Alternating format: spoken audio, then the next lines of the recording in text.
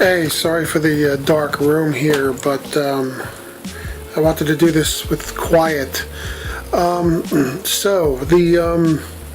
I wanted to address one of the inevitable questions people normally ask about MCA when you let them know about the business and actually running it as a business.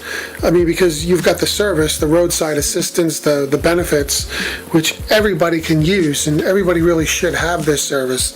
But, you're always going to get people who, you're introducing them to the opportunity, and they're going to say, hey, first of all, you can treat this as a job, okay? Because let's face it, when you're earning money, you've got to keep track of your earnings, and you're going to have to pay taxes on those earnings like you do on any job. You actually have to fill out, an IRS form and pay your taxes because there's people making a lot of money with this, and, it's like anything, except, there's nothing going to be taken out, okay, of that. You're going to get all your money, so you've got to keep track of it, and you've got to, save some for taxes. So the inevitable question a lot of people ask is, well, if this is a job, how come I have to pay to get in? You don't have to pay to get into a job. Well, this isn't a traditional job, okay? It's a business. It's a business opportunity. It's not a job where you get hired to do X amount of hours for X amount of pay. You can get them anywhere you want, and you're not going to make the money like you will here. So what you need to get that, into your head and understand it. The other thing is, you should be a consumer of the service that you're selling, because let's face it, to be an MCA rep and to make this kind of money referring the service, you have to refer the service. How can you refer the service if you yourself are not a consumer of the service? That's not a very good advertisement for it, is it? And that's when things start crossing over into the realm of a scam, right? Because then you're selling something that you don't even believe in, and it's almost like it's a Ponzi scheme, because there's no, where's the money coming from to pay the commissions? Whenever people are members of MCA, there's commissions being paid because there's membership dues being paid. And then another question people ask is, okay, they say, well, if you're paying $40 to start and $20 per month, that's what it costs to get into the basic level, the Total Security Motor Club of MCA. How can they pay an $80 commission? How can they pay a 200% commission?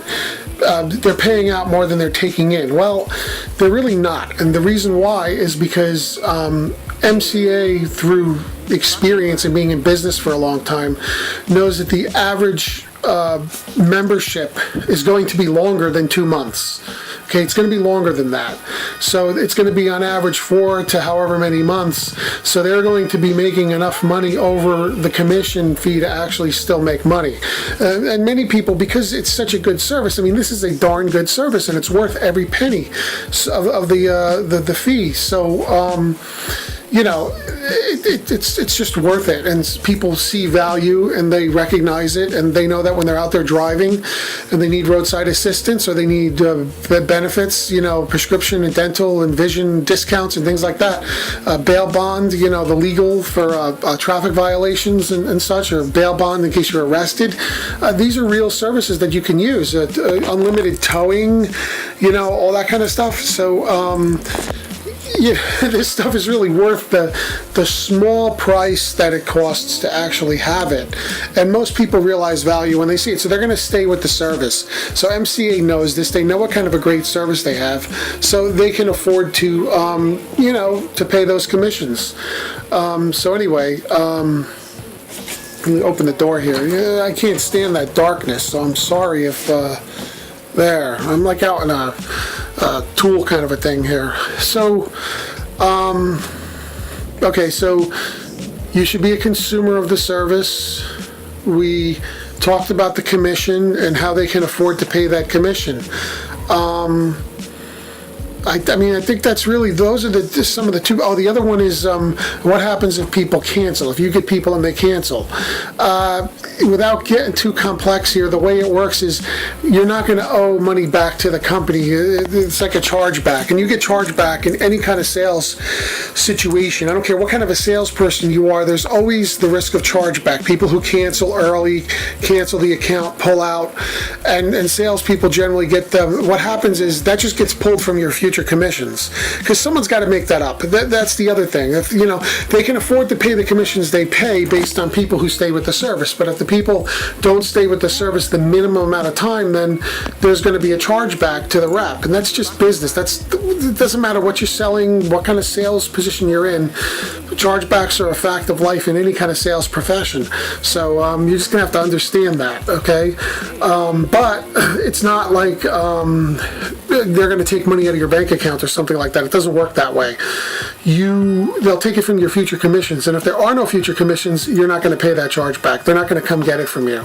So anyway, I hope that dispels some of the things that go around, because, you know, people talk about these things, and they you know, you get somebody who doesn't know anything and they put it down on a web page, and automatically people look at it like that's the way it really is, and it really isn't.